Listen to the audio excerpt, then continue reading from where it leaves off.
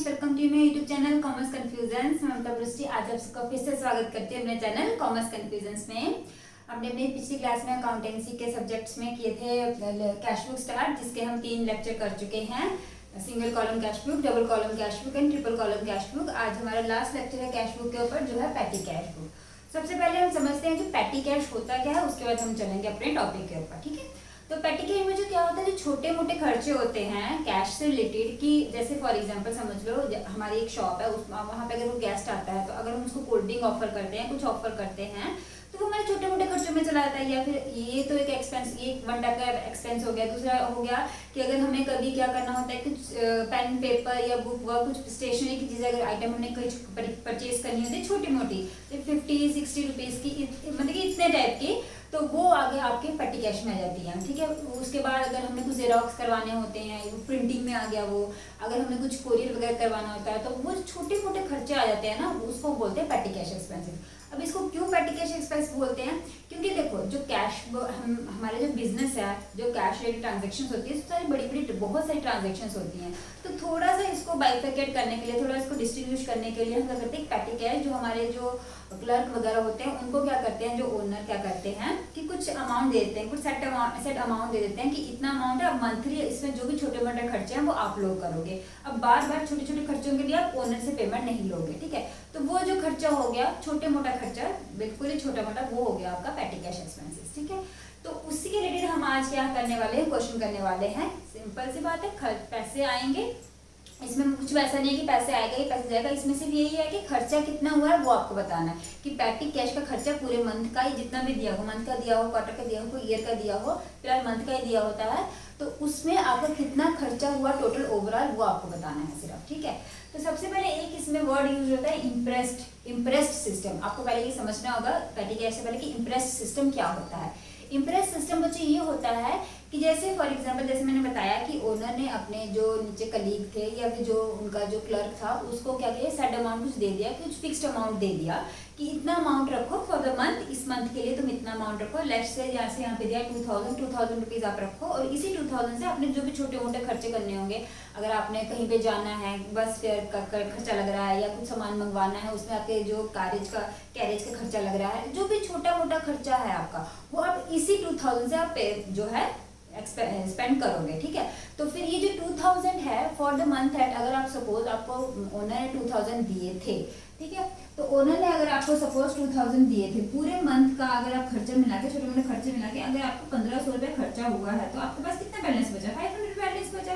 ठीक है, तो ओनर ने एक अमाउंट फिक्स किया कि आपको मंथली कितने पेमेंट मिलेगी पेटी कैश के तौर पे, 2000 पेमेंट जो है मिलेगी, जो खर्चा कर रहा है पेटी कैश का, तो उसको 2000 ही मिलने हैं। तो 2000 से उसने इस मंथ का, एक मंथ का उसने खर्चा किया 1500, उसके पास बैलेंस कितना बचा, 500।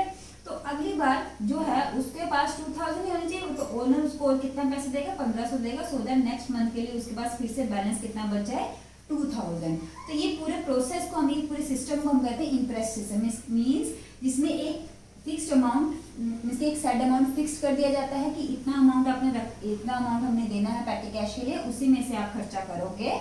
क्योंकि मंथली आप हर मंथ जो है आप खर्चे कर करके आपको इतना एक्सपीरियंस हो ही गया होता है कि पेटी कैश का खर्चा हमारा कितना लगभग जाता है, तो उसी के अराउंड आप एक कुछ सेट अमाउंट फिगर दे देते हो, तो उसी फिगर के अकॉर्डिंगली आपके जो है खर्चे होते हैं, तो उसमें से कुछ ना कुछ बैलेंस बच जाता है।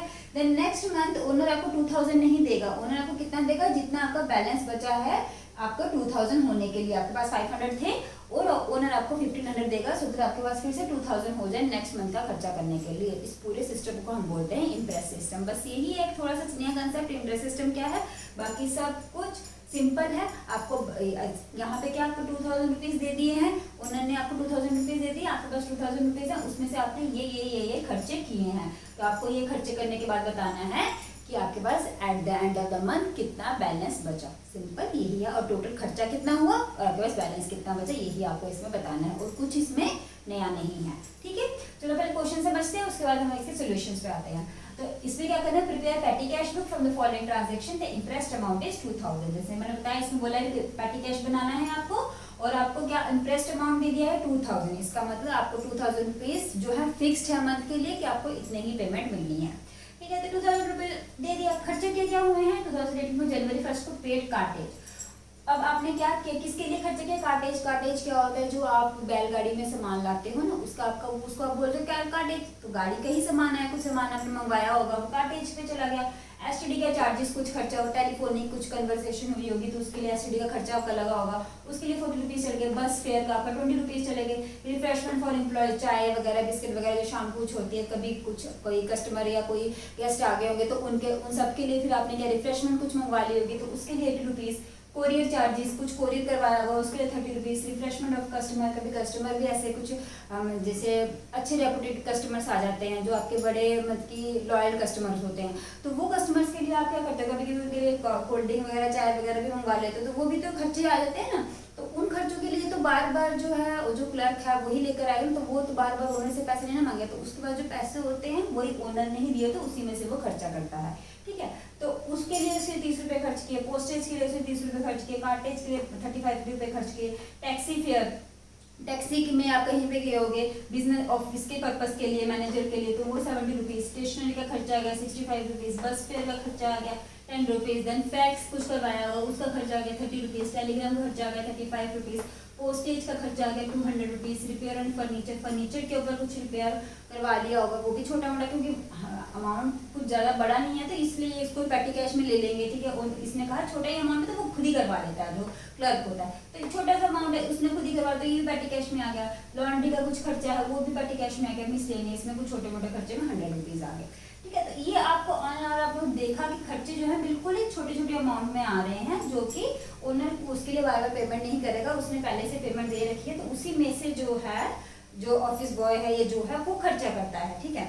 अब इसका ये तो आपको खर्चे तो समझ में आ गया कि ये खर्चे किए हैं आपने। अब इसका देखो जो है फॉर्मेट कैसा होता है। फॉर्मेट इसका कुछ इसकी ये नहीं है कि सेट है कि ऐसा ही आपको बनाना है, बस थोड़ा सा आप चेंज कर सकते हो अपनी मर्जी से, लेकिन यहाँ तक जो है यहाँ तक फॉर्मेट आपको एज इट इज रखना है।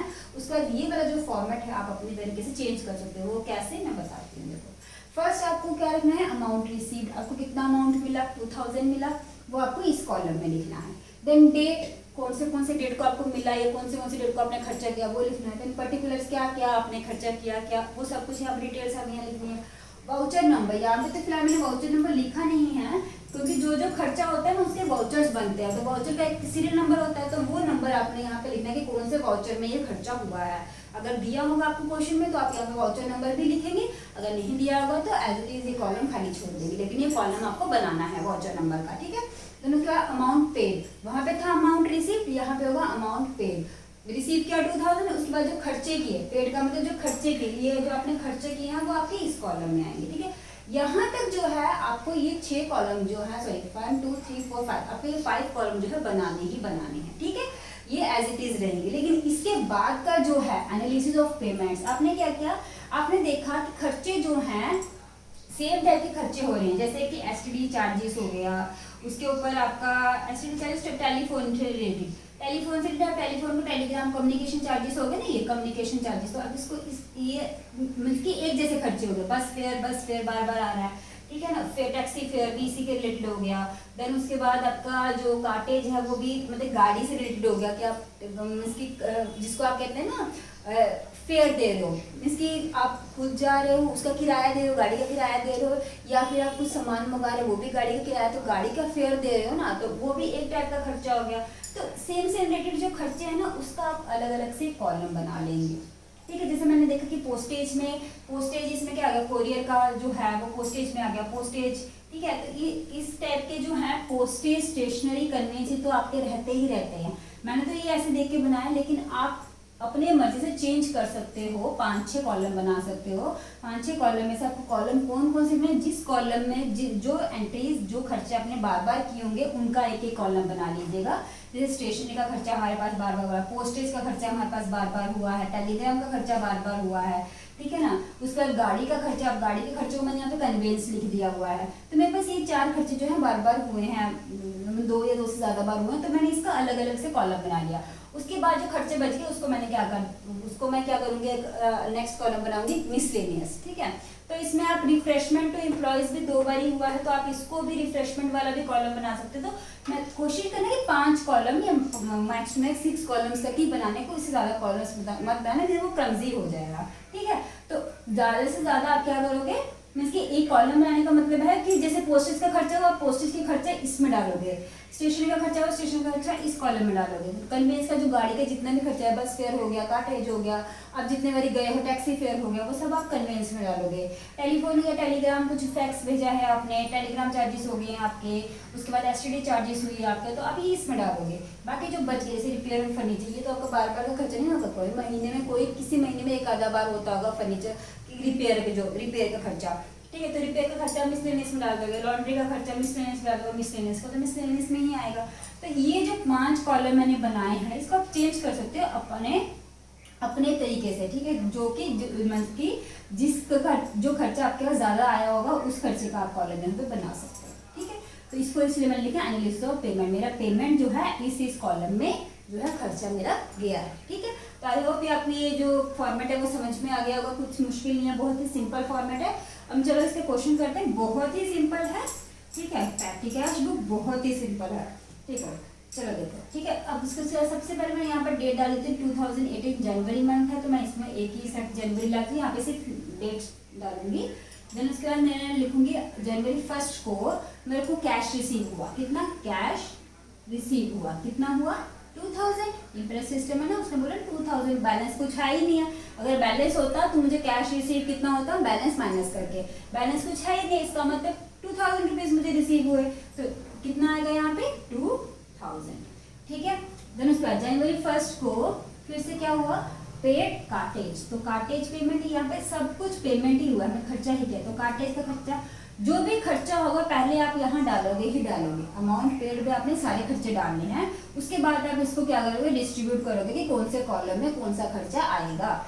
तो सबसे पहले कार्टेज का खर्चा यहाँ पे 50, मैं पहले सारे खर्चे यहाँ पर डाल लेती हूँ, उसके बाद मैं यहाँ पे क्या करूंगी, डिस्ट्रीब्यूट करूंगी, ठीक है। देन उसके बाद मेरा 2 आ जाता है एसटीडी चार्जेस। एसटीडी चार्जेस कितना है बच्चों मेरा, चलो मैंने वाउचर नंबर में डाल दिया ना, वाउचर में अमाउंट में आएगा 50 रुपीज। एसटीडी चार्जेस मेरा आ गया 40 रुपीज। देन उसके बाद बस फेयर है 3rd को, ये आ गया बस फेयर आ जाएगा 3rd को, कितना 20 रुपीज। देन उसके बाद refreshment to employees, refreshment to employees कितना 80 रुपीज। देन उसके बाद courier charges for employees, courier charges कितना 6 को है, कोरियर चार्जेस कितना है, कोरियर चार्जेस 30 रुपीज। देन उसके बाद रिफ्रेशमेंट ऑफ कस्टमर्स, कौन सी डेट को, 8 को, रिफ्रेशमेंट ऑफ कस्टमर्स कितना है 30 रुपीज। हाँ, देन पोस्टेज है 10 को, पोस्टेज कितना है, पोस्टेज भी 30 रुपीज। देन कार्टेज 12 को है, कार्टेज कितना है 35 रुपीज। देन उसके बाद टैक्सी फेयर, कौन से डेट को, 15 को है, टैक्सी फेयर कितना है, टैक्सी फेयर 70 रुपीज। देन उसके बाद स्टेशनरी 18 को है, स्टेशनरी कितना है, स्टेशनरी है बच्चों 65 रुपीज। देन उसके बाद बस फेयर 20 को है, बस फेयर कुछ नहीं, जो दिया है बस वही लिखते जाओ पहले, ठीक है। बस फेयर कितना है 10 रुपीज। उसके बाद फैक्स चार्जेस 22 को है, फैक्स चार्जेस है आपका कितना 30 रुपीज। देन उसके बाद टेलीग्राम चार्जेस 25 को आ गया आपका, टेलीग्राम चार्जेस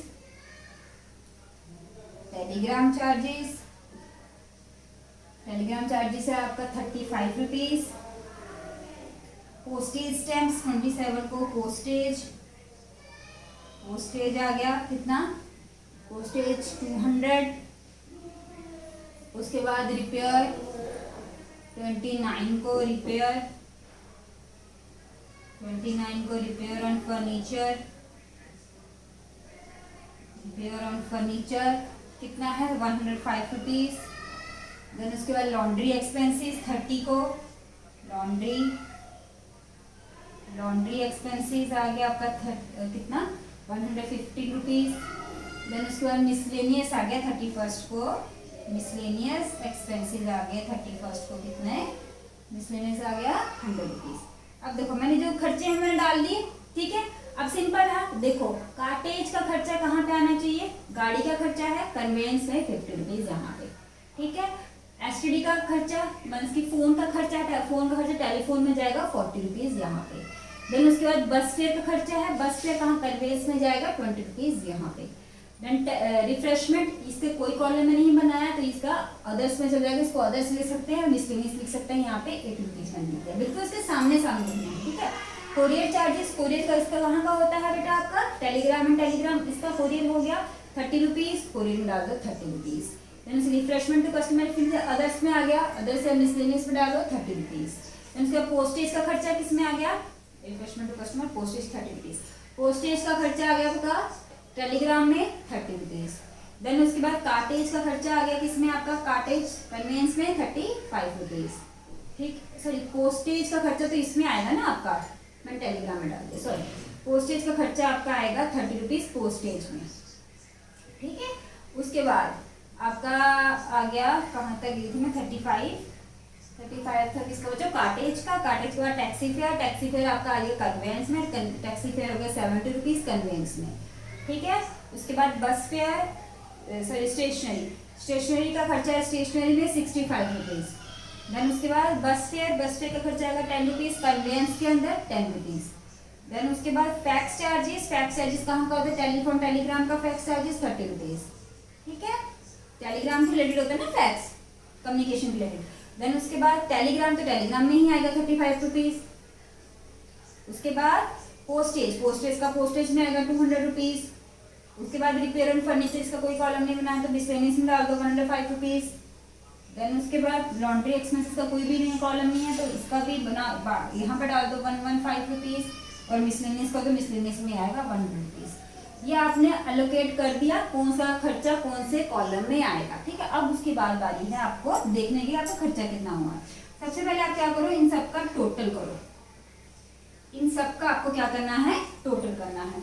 तो टोटल करने के लिए लाती हूँ मैं टोटल, तो फिलहाल तो करते हैं, चलो 50 प्लस 40 प्लस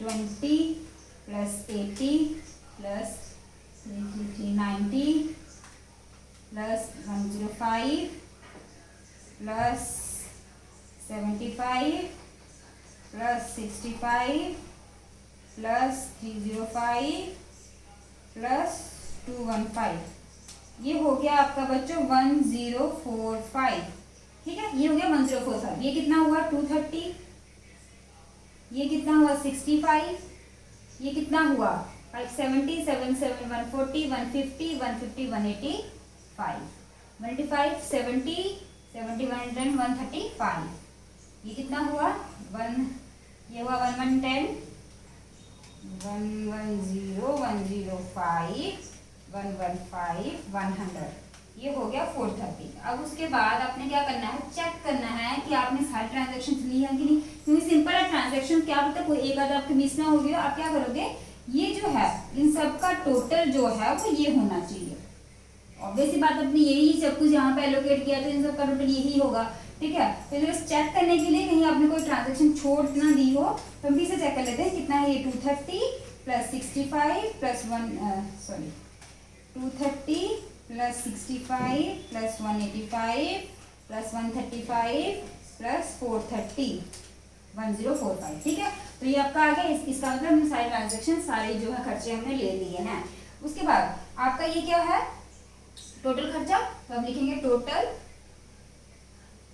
पेटी एक्सपेंसेस, टोटल पेटी एक्सपेंसेस आप लिखेंगे। यहाँ पे जगह थोड़ी सी है इसलिए मैं थोड़ा सा वो लिखूंगी।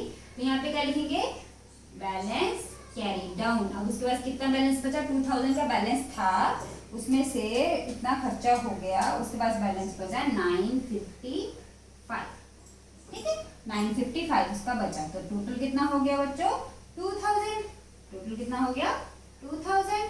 तो इसको क्लोज कर देंगे तो इस तरह के आपका आ जाएगा कितना 2000 आपके पास था, ये हो गया क्लोज। देन उसके बाद आप लिख सकते हैं, मेरे पास तो फिलहाल जगह नहीं है, तो नेक्स्ट डे आप यानी कि 1 फेब को आप यहाँ पे लिख सकते हैं क्या, balance brought down.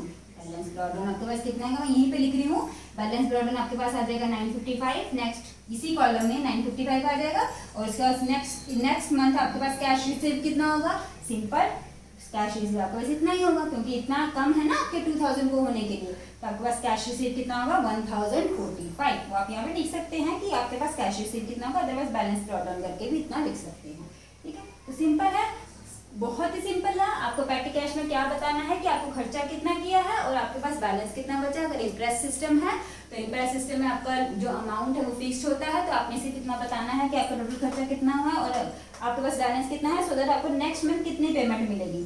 Next month आपके पास कितना कैश रिसीव कितना होगा 1045, क्योंकि इतना ही बाकी है ना 2000 होने के लिए, तो उतना आपको पेमेंट मिल जाएगा। ठीक है, तो ये है आपका पैटी कैश बुक, बहुत ही सिंपल। आई होप आपको समझ में आ गया हो। अगर आपको मेरी वीडियो पसंद है तो प्लीज़ लाइक ज़रूर कीजिए और शेयर ज़रूर कीजिए और सब्सक्राइब करना मत भूलिएगा। और अगर कोई भी डाउट आता है आपको मेरी क्लास में, इस क्लास में कोई भी डाउट है तो प्लीज़ कमेंट जरूर कीजिए। Okay, thank you for watching my video.